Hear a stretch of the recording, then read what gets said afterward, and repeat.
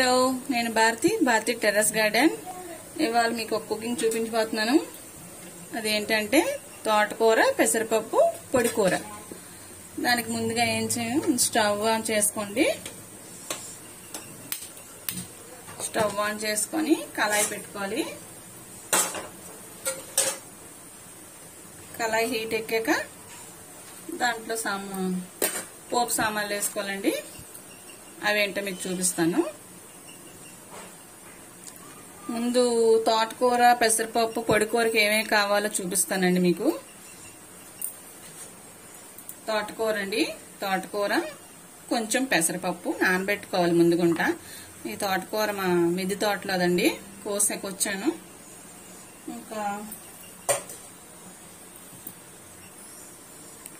ఆవాలు, మినపప్పు, జీలకర్ర, కరివేపాకు, వెల్లుల్లి, ఎండుమిర్చి,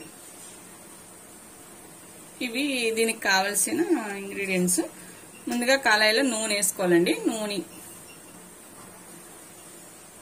ఆయిల్ వేసుకుంటున్నానండి. మనకు తోటకూరకు తగ్గట్టుగా వేసుకోవాలి కొంచెం. నేను ఇది గరిటి, ఇది గులకండి, దీని 2 వేసుకున్నాను నేను. ఇప్పుడు ముందుగా పోపులు వేసుకోవాలి.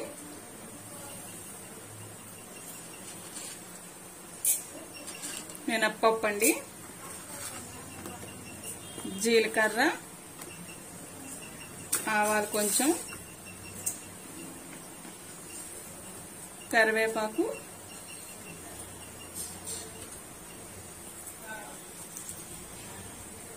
వెల్లుల్లి, ఎండుమిరపకాయలు.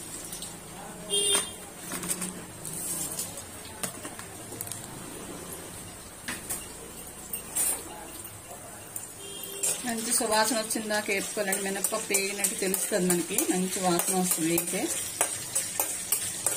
ఇలా వేసుకోవాలి.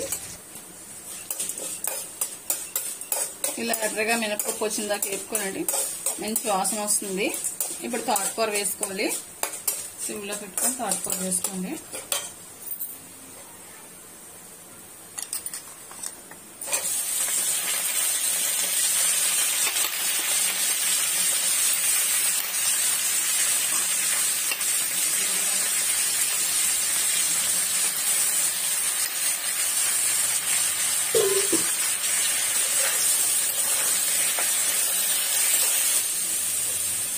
తోటకూర వేసుకున్నాక ఇప్పుడు పెసరపప్పు కూడా వేసుకోవాలండి.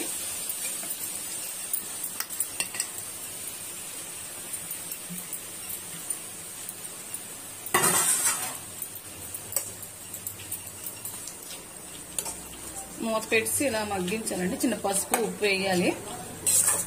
ఎక్కువ వేయకూడదండి ఆకుకూరకి ఎప్పుడు పసుపు. ముందు ఇంత కనబడుతుంది, ఏగేసరికి కొంచెం అయిపోద్ది. కొంచెం జల్లుకుంటే సరిపోద్దండి. చూపిస్తానండి మీకు. గొండి చిటికెడు పసుపు వేసుకుంటున్నాను, కొంచెం సాల్ట్,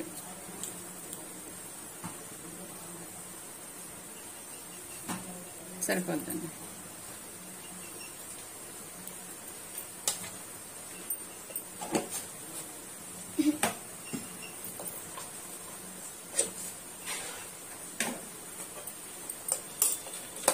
ఇలా మూత పెట్టి మగ్గబెట్టుకోవడమేనండి. ఒకసారి తీసి కలుపుకుందామండి. ఈ తోటకూరలో నీరుతోనే ఇది మగ్గిపోతుంది పెసరపప్పు. నీళ్ళు అవసరం లేదు, మూత పెట్టుకుంటే అలా మగ్గుతుందండి.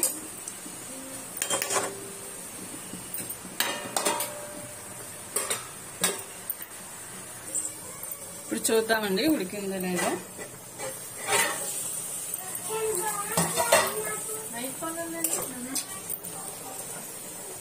ఇదిగోండి, సరే అలా మగ్గిపోయిందా, చక్కగా ఉడికిపోయింది పెసరపప్పు కూడా.